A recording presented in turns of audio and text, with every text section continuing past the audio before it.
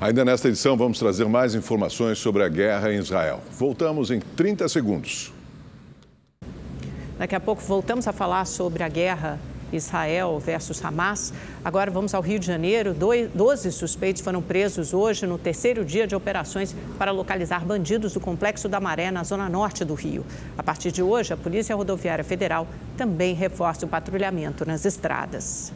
Após 3 dias de operações, a polícia continua removendo barricadas, obstáculos colocados pelos criminosos para dificultar a circulação dos agentes nas comunidades. Na ação desta quarta-feira, as equipes atuaram em 5 pontos do Complexo da Maré, no Complexo do Chapadão e na Cidade Alta, na zona norte do Rio. A polícia ainda precisa cumprir 51 mandados de prisão. De acordo com a Polícia Civil, o objetivo da etapa de hoje é prender criminosos que migraram da Maré.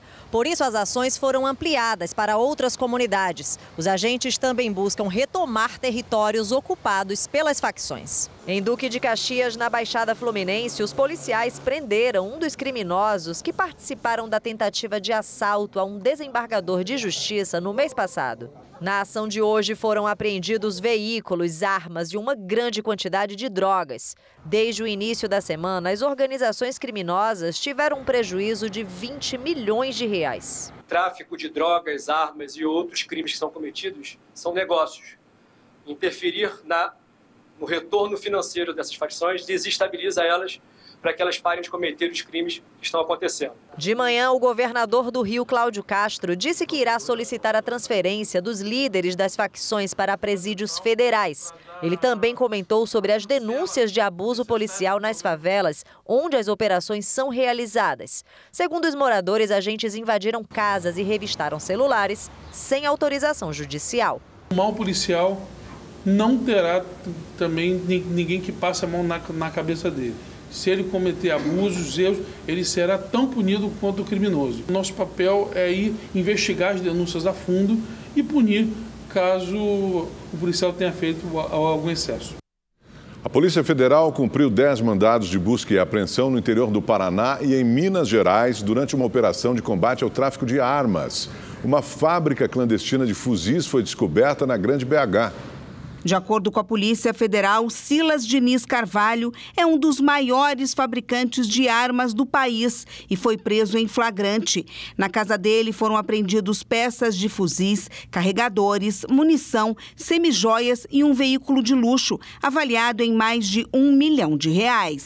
Em outro endereço, também ligado ao suspeito, funcionava uma fábrica de móveis de fachada, onde, na verdade, as armas eram produzidas.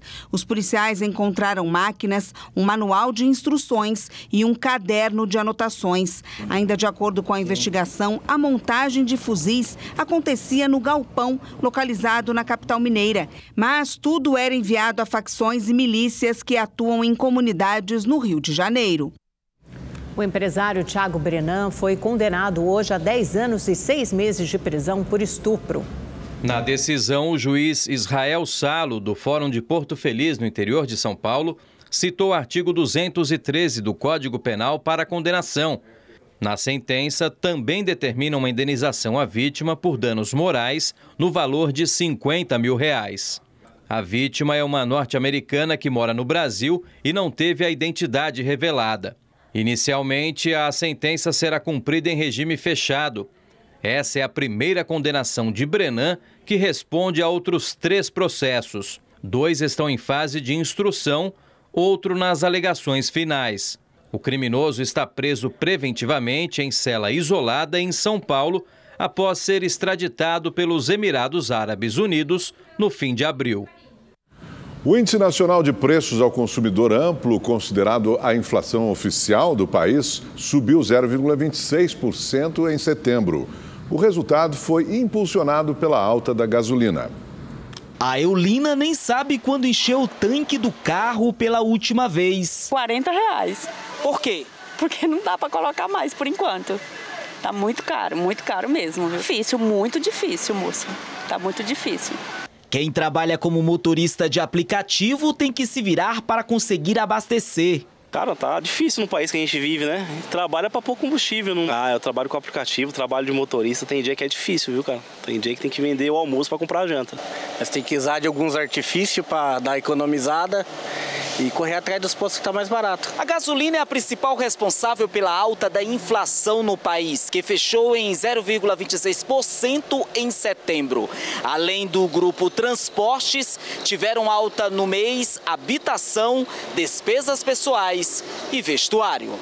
Um item como transporte afeta bastante e as pessoas sentem direto no bolso, porque é um item que dificilmente você consegue substituir. Então, na alimentação, você ainda consegue substituir alguns alimentos, tudo, mas transporte é muito difícil. Por outro lado, o setor de alimentação e bebidas apresentou queda pelo 4º mês consecutivo. Destaque ainda para a queda nos preços da batata inglesa, da cebola e do ovo. Isso é importante para as famílias, que também, principalmente para as famílias mais pobres. Então, assim, a agricultura esse ano ela não ajudou tanto em termos de aumento de preços no ano passado, mas esse ano você está refluindo e alimentação e bebidas, por exemplo, é um item que está ajudando bastante a manter a inflação sob controle. Então, no curto prazo, nos próximos 4, 5 meses, assim, a inflação deve ficar num patamar confortável. Na véspera do Dia das Crianças, a estabilidade nos preços dos produtos mais consumidos, em relação ao último ano, faz com que os consumidores estejam confiantes. Tem também mercado de trabalho aquecido, economia crescendo, mas, como sempre, muitos consumidores deixam as compras para a última hora. A Jaque precisou de ajuda para tirar o brinquedo lá de cima. Foi ele um dos presentes escolhidos. Na véspera do dia 12 de outubro, ela tem 3 filhos para agradar. Na hora de explicar por que deixou para comprar hoje, ela culpa o jeitinho brasileiro. Porque brasileiro, né? Brasileiro é fogo, deixa tudo para a última hora. A data também é oportunidade para uma boa ação. Dona Maria saiu de Paraisópolis, na zona sul de São Paulo, para comprar o presente que a vizinha vai dar para o filho. Ela está trabalhando e como eu não trabalho hoje, aí eu vim. A gente tem que fazer um favor para as pessoas, né? Mas deixou para a última hora? Deixou para a última hora, porque eu também trabalho.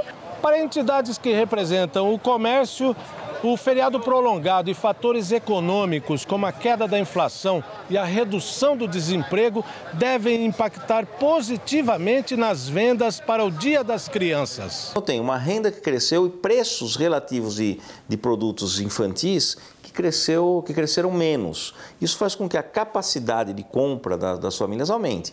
Eu tenho mais gente empregada, uma inflação reduzindo, uma massa salarial um pouco maior, então a tendência é que a gente veja uma movimentação um pouco maior que o ano passado. Com mais de 3 décadas de comércio, o Marcelo está na expectativa pelo melhor Dia das Crianças nos últimos 4 anos. Um levantamento da Confederação Nacional de Dirigentes Lojistas, em parceria com o Serviço de Proteção ao Crédito, mostra que a data deve movimentar 18,8 bilhões de reais, 5 bilhões a mais do que no último ano. Mesmo com a estimativa positiva, a experiência do Marcelo ajuda a controlar a ansiedade. Até mesmo os pais que planejam as compras deixam para aparecer em cima da hora. Além da questão econômica, é o dia a dia, né? As pessoas acabam fazendo quando não tem mais alternativa, vai se postergando por causa da correria que todo mundo vive hoje em dia e acaba fazendo quando não tem mais alternativa. Quando olha para o relógio e fala, chegou, tenho que ir lá comprar. A Sofia, de 3 anos e meio, não vai ficar sem presente. Ela conseguiu convencer o pai a levar a tão sonhada boneca. Em cima da hora, para a filha, né? Acabou pedindo e a gente não pode negar, né? Pois é, amanhã é o dia de Nossa Senhora Aparecida, a padroeira do Brasil, e também o Dia das Crianças. Isso representa para muitos 4 dias de descanso. Vamos então direto para Belo Horizonte conversar com o repórter Rodrigo Cabral, que nos mostra como está a movimentação na rodoviária da capital mineira. Boa noite para você, Cabral. Sempre um prazer recebê-lo aqui no Rede TV News. Então, quantas pessoas devem passar aí pela rodoviária de BH?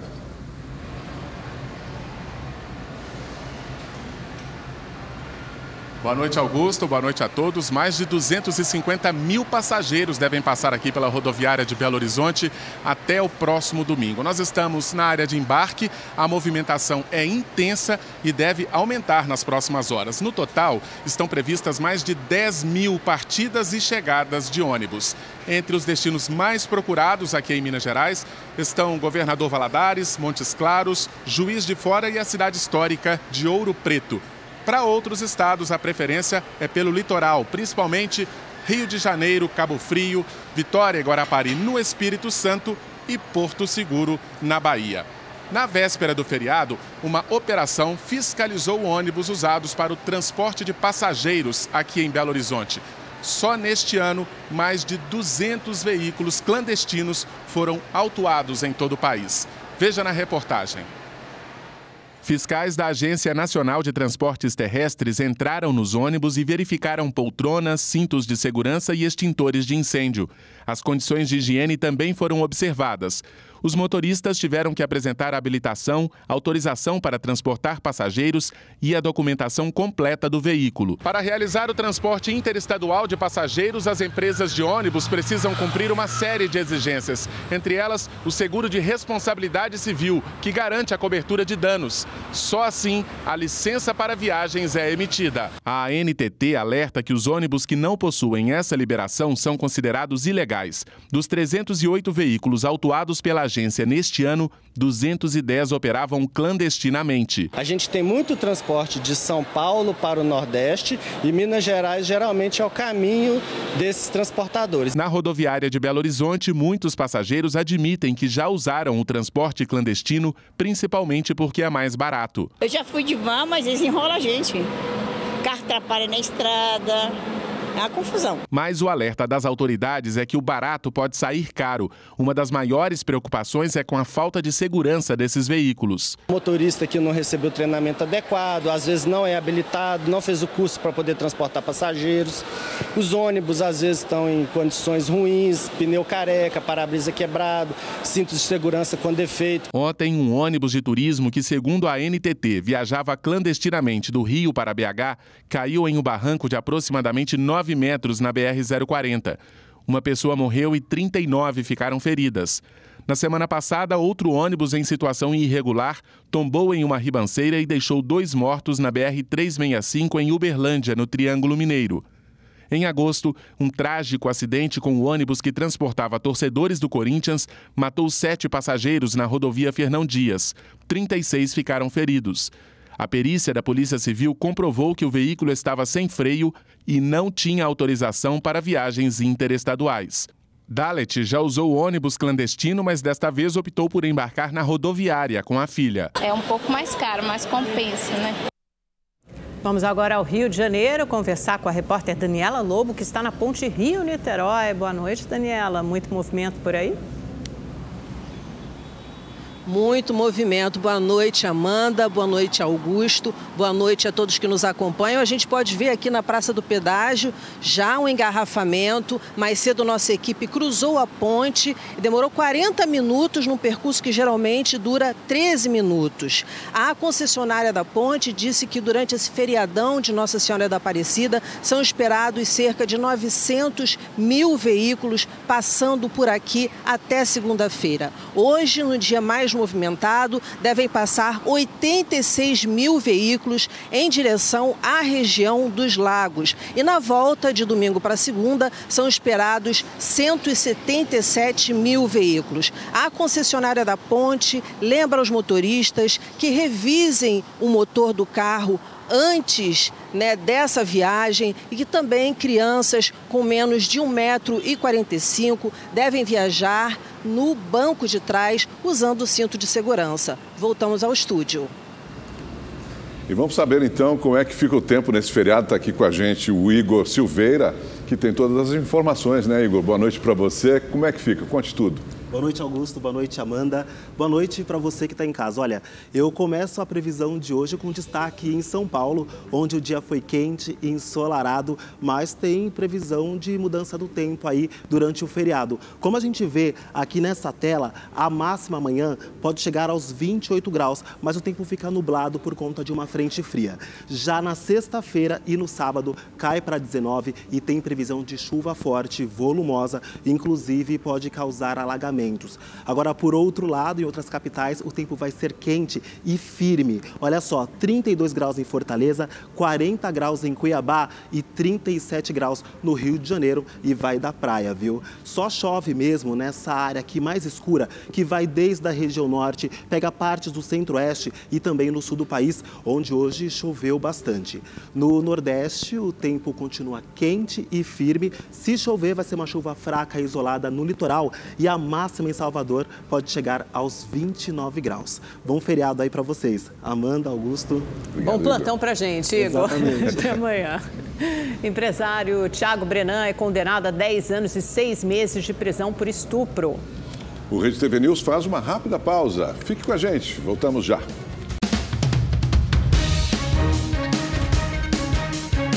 O governo brasileiro já conseguiu retirar mais de 400 pessoas de Israel. Vamos a Brasília, onde o repórter Anderson Arcoverde acompanha essa operação de resgate e traz todas as informações. Boa noite para você, Anderson. A segunda aeronave já está a caminho do Brasil, não é? Está sim, Augusto. Boa noite para você, boa noite, Amanda, e a todos que nos acompanham. O avião KC-30, com mais 214 brasileiros, decolou de Tel Aviv, em Israel, por volta das 6h30 da noite, horário local, cerca de 12h30 aqui em Brasília. Essa aeronave faz um voo direto com destino ao Rio de Janeiro. A previsão é de que ela chegue à base aérea do Galeão por volta das 3 da manhã desta quinta-feira. Um outro avião do mesmo modelo saiu daqui de Brasília por volta das 5 da tarde com destino a Israel e fará uma escala em Roma. A chegada hoje dos brasileiros que vieram aqui, da primeira leva de brasileiros que foram repatriados, foi coberta de emoção. Vamos acompanhar na reportagem. A emoção do reencontro. Não esperava as crianças aqui. Conta como é que você falou. Só esperava o marido. E ver a nossa família é sensacional. Muito bom mesmo. O alívio de se sentir seguro. Chegar aqui a olhar para o céu e não ter medo de que cairão mais bombas. Os primeiros brasileiros resgatados chegaram aqui com uma mistura de sentimentos.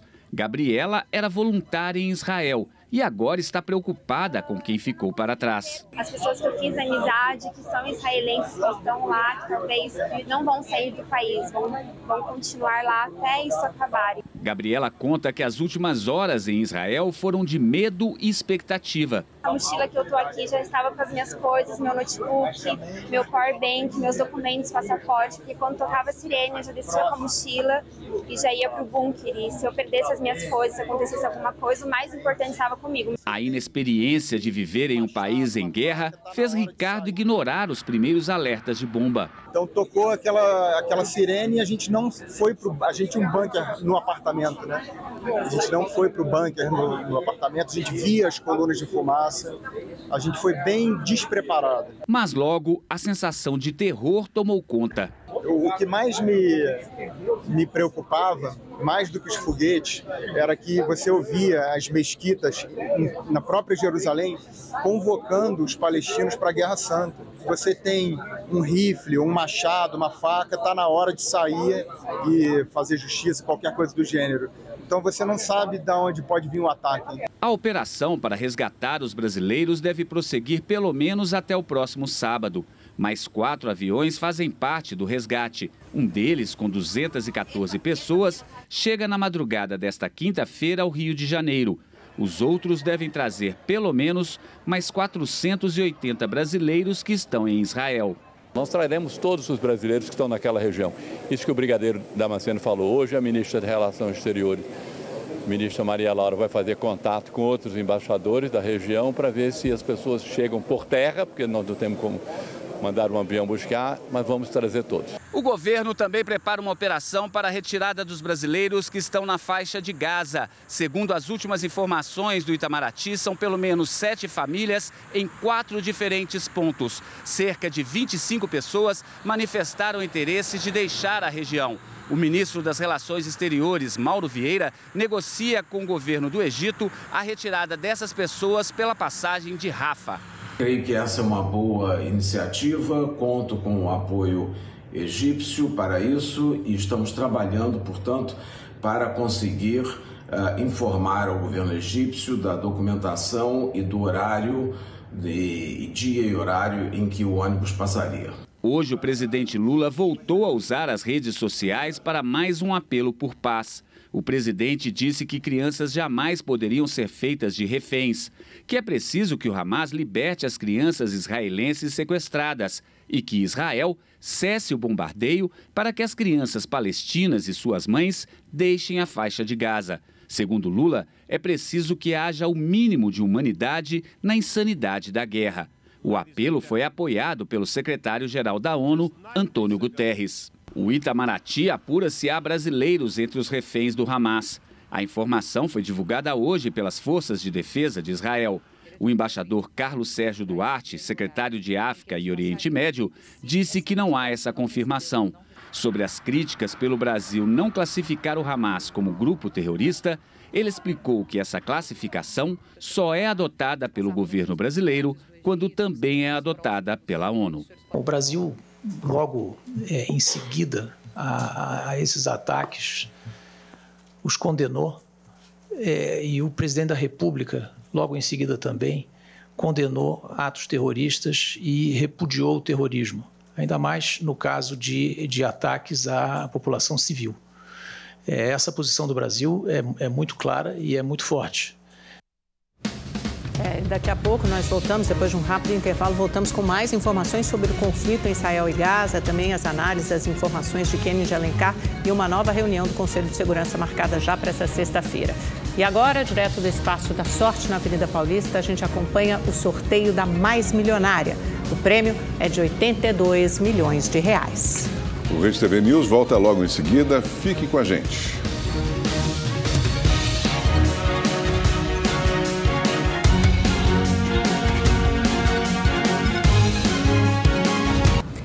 E olha, vamos voltar a Brasília com informações sobre o trabalho do governo brasileiro para repatriar cidadãos que estão na zona de guerra, né? Israel, a tentativa de repatriar quem está na faixa de Gaza. Anderson, o presidente Lula elogiou esse trabalho de resgate, né? Do governo, da diplomacia, do Itamaraty. Elogiou sim, Amanda. Boa noite novamente para você, para Augusto, para todos. O presidente Lula usou as redes sociais para dizer que está orgulhoso dessa operação e disse ainda que a população brasileira deve se orgulhar também desse trabalho que está sendo realizado. Trabalho que, segundo o presidente, vai continuar até que todos os brasileiros sejam trazidos de volta para casa.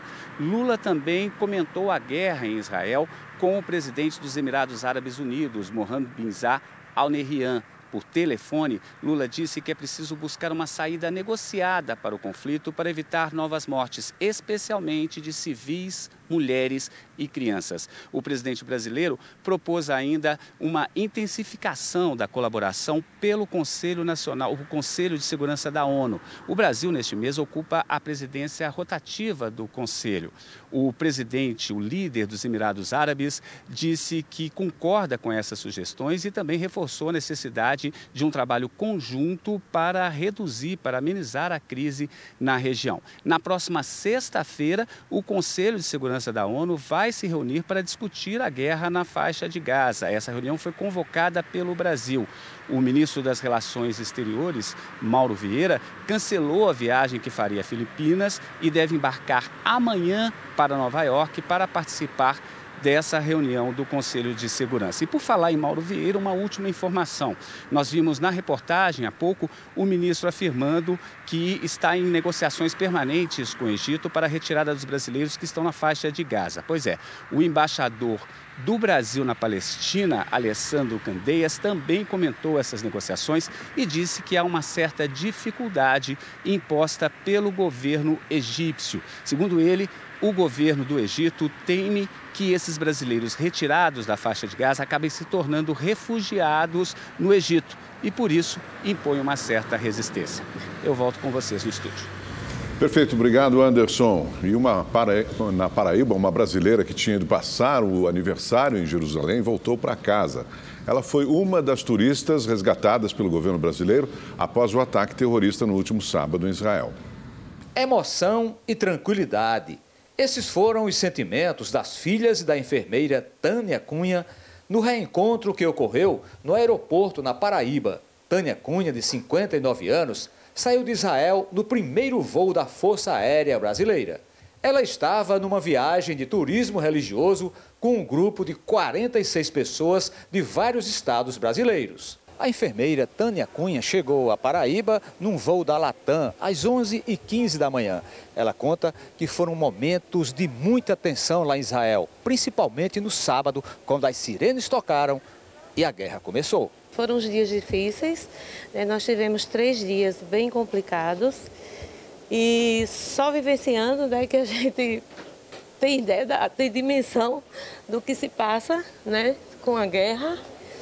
Você está sentado com os amigos e de repente toca uma sirene, você tem que correr, procurar abrigo dentro do hotel. A nossa sorte é que o hotel era um hotel que já dispunha de abrigo, as pessoas assustadas. A enfermeira que queria comemorar o aniversário de 59 anos na Terra Santa e foi interrompida pela guerra, vai fazer a festa agora em solo paraibano. E agora fazer o aniversário, né? Exatamente, agora fazer a comemoração. Uma das filhas de Tânia contou como foram os dias de espera pela mãe e a alegria do reencontro. Foi bem tenso, né? A gente ficou...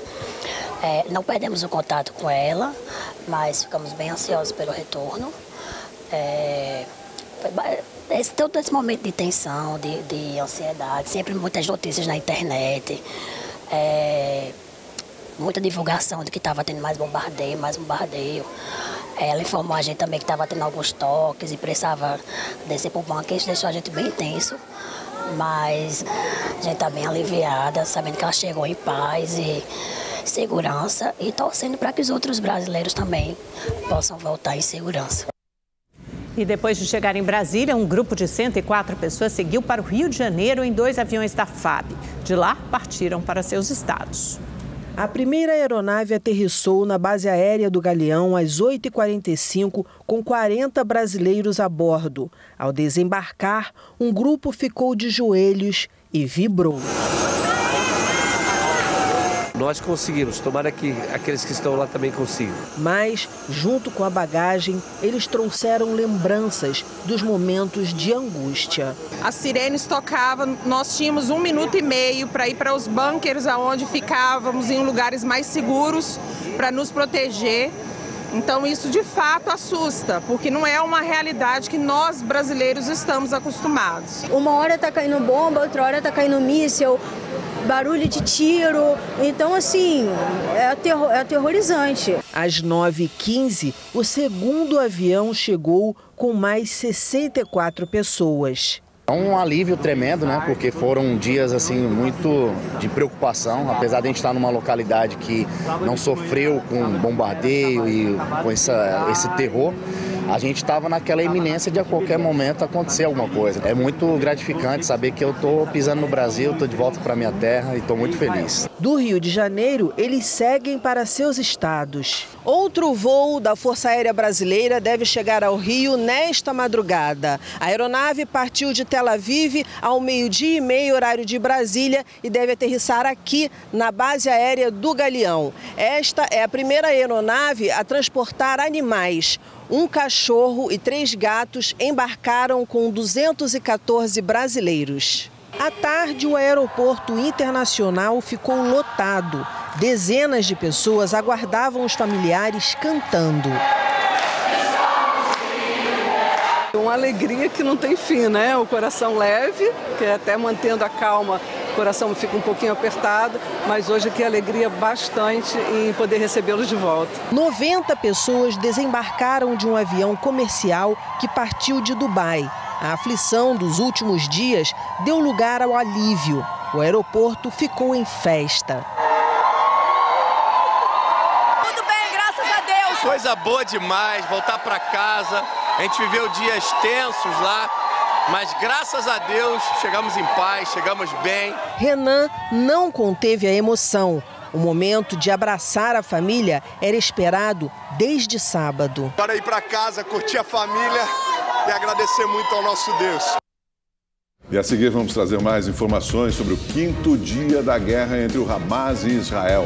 O Rede TV News volta já.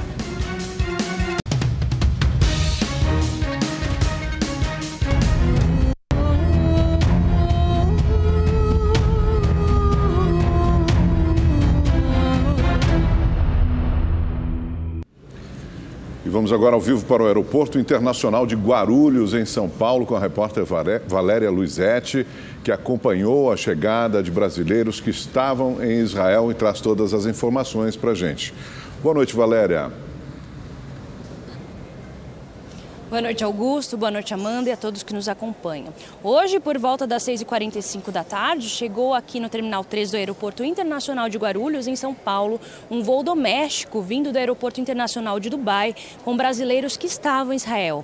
Essa é uma rota alternativa para os brasileiros que estão tentando sair da região, já que os voos da FAB são limitados. Nós conversamos com algumas pessoas que relataram os momentos de angústia vividos em Israel e o alívio em estarem de volta. Vamos ouvir. Foi difícil, a sirene tocar, correr para bunker, aprender, treinar com guerra, é muito difícil. Não é o nosso dia a dia e a gente não contava os dias para estar de volta aqui, ver a nossa família, né, que é o mais importante. E quando a gente se depara com amigos que, irmãos foram sequestrados e foram mortos na faixa de Gaza, e há um desespero, e aí você acorda com sirene, você está tomando banho, um dia eu estava tomando banho, a sirene começou a tocar e eu coloquei a primeira roupa que eu vi e saí para as escadas, eu estava no 19º andar, tive que correr, descer as escadas, então você não dormia sem roupa, você dormia de roupa, você ficava o tempo inteiro com medo de ficar nos quartos, ficamos trancados no hotel 5 noites em Jerusalém, todo o meu grupo de 103 pessoas, né? A faixa de Gaza não tem brincado, tem realmente feito coisas que a mídia não tem noção, está muito pior do que a televisão tem mostrado. É uma sensação de alívio, assim, de graças a Deus a gente está pisando aqui, né, em solo realmente brasileiro, mas de uma certa forma o coração muito angustiado, né, da gente ter que sair de Israel da forma que foi, e a gente conhece muita gente, né, eu trabalho na Gesher Turismo e a gente tem uma conexão muito grande com as pessoas de Israel, então o coração ficou apertado, a gente está deixando amigos e parceiros lá. Vamos agora a Brasília conversar com Kennedy Alencar. Kennedy, boa noite. Você tem informações sobre a avaliação que o presidente Lula faz, a avaliação política dos efeitos dessa guerra? Olá, Amanda. Boa noite para você, para o Augusto, para quem está nos assistindo. Amanda, o presidente Lula acha que os efeitos políticos serão um fortalecimento da extrema-direita no mundo. Na Argentina, o Javier Milei, que vinha perdendo terreno, de acordo com algumas pesquisas, pode ganhar fôlego porque isso fortalece um discurso de extrema-direita. A mesma coisa lá nos Estados Unidos. O Donald Trump, ele é uma ameaça à reeleição do Biden e a gente tem visto o Biden muito ativo no apoio a Israel, justamente levando em conta também questões internas da eleição que vai acontecer nos Estados Unidos no ano que vem. Há muitas ligações também do governo de Israel com partidos de extrema-direita no mundo, portanto, o Lula tem uma preocupação de que isso dê combustível para a extrema-direita. Hoje eu estava conversando com José Roberto de Toledo, que é um jornalista do UOL, foi inclusive colega nosso aqui na Rede TV há algum tempo, e ele trouxe dados, Amanda, sobre Twitter e o WhatsApp. E a extrema-direita e o bolsonarismo estão ganhando a guerra nas redes sociais, com fake news, com meias-verdades, com mau compartilhamento de posts. A esquerda está perdendo esse debate e o presidente Lula sabe disso. Amanda. Eu acho que a gente estava até conversando um pouquinho antes, né, Kennedy? A direita nada de braçada, surfa nessa onda das redes sociais, até porque eles conseguem rotular exatamente o Hamas como terrorista, cobram isso da esquerda e a esquerda às vezes fica num discurso mais ambíguo, que tergiversa e perde esse debate nas redes sociais. A esquerda tem consciência disso? Será? É possível uma reação? Olha, o presidente Lula usou o termo terrorista no sábado. Eu acho que ele está bem consciente e o Boulos está vendo. O Guilherme Boulos, pré-candidato do PSOL ao prefeito de São Paulo, está vendo o estrago que as redes sociais podem fazer na candidatura dele. O que a extrema-direita está fazendo, Amanda, é fazer uma equivalência, uma falsa simetria entre a causa palestina e o Hamas. Isso é falso, né? Eu cobri a guerra do Afeganistão em 2001. Passei pelo Paquistão, passei pela Índia e tive quase um mês dentro do Afeganistão. Naquele momento houve uma demonização dos muçulmanos, houve uma islamofobia no mundo, né? Porque a gente tem que separar as coisas. Condenar o Hamas e condenar os ataques que Israel faz na faixa de Gaza não impedem que a gente defenda um Estado palestino e o direito de o Estado de Israel existir. É possível conciliar isso. O que está acontecendo é o seguinte: o Hamas é um grupo terrorista, fez um ataque terrorista, eles são criminosos, tem que responder na forma da lei e, claro, haveria alguma reação militar em relação ao que foi feito por eles. Agora, um Estado, ele tem que obedecer a critérios éticos e morais. Estamos vendo há 2 dias um bombardeio na faixa de Gaza atingindo instalações civis. Israel é a maior potência do Oriente Médio e comete crimes ao longo do tempo contra palestinos. A gente tem que lembrar que tem um contexto para esse conflito. Esse episódio de hoje é um episódio lamentável, é um capítulo, é uma guerra que é um capítulo de um conflito que dura mais de 7 décadas, quando houve a partilha da Palestina em 1946 pela ONU. Desde então, Israel desobedeceu às resoluções da ONU, do direito internacional. Então a gente tem que ter esse contexto para condenar o Hamas com veemência, porque foi barbárie que o Hamas fez, condenar a reação desproporcional que o Estado de Israel está adotando em Gaza, que é um gueto, há um regime de apartheid ali, segundo a própria ONU, são mais de 2 milhões de pessoas confinadas num retângulo ali, Egito ao sul, Mediterrâneo a oeste e Israel norte e leste. Portanto, a gente tem que levar essas coisas em consideração para poder evitar a falsa equivalência, que a extrema-direita, que causou tanto estrago aqui no Brasil e causa pelo mundo e enfraquece as democracias no mundo inteiro, anda causando. Por exemplo, o Netanyahu conseguiu um acordo com a oposição para um governo de união nacional. Claro, o país está sendo atacado, é natural que eles se unam, mas isso enfraquece os moderados israelenses e a gente está vendo cenas lamentáveis. Tem que acabar, tentar impedir esse círculo vicioso de plantar ódio. Morte que alimenta a morte. E o Lula fez bem quando alertou hoje para a questão da crise humanitária lá e pediu uma ação da ONU que precisaria ser levada em conta nesse momento. Amanda e Augusto. Perfeito, Kennedy. Obrigado por sua análise. Uma boa noite para você. E o Rede TV News fica por aqui. Até amanhã. Boa noite. Até amanhã.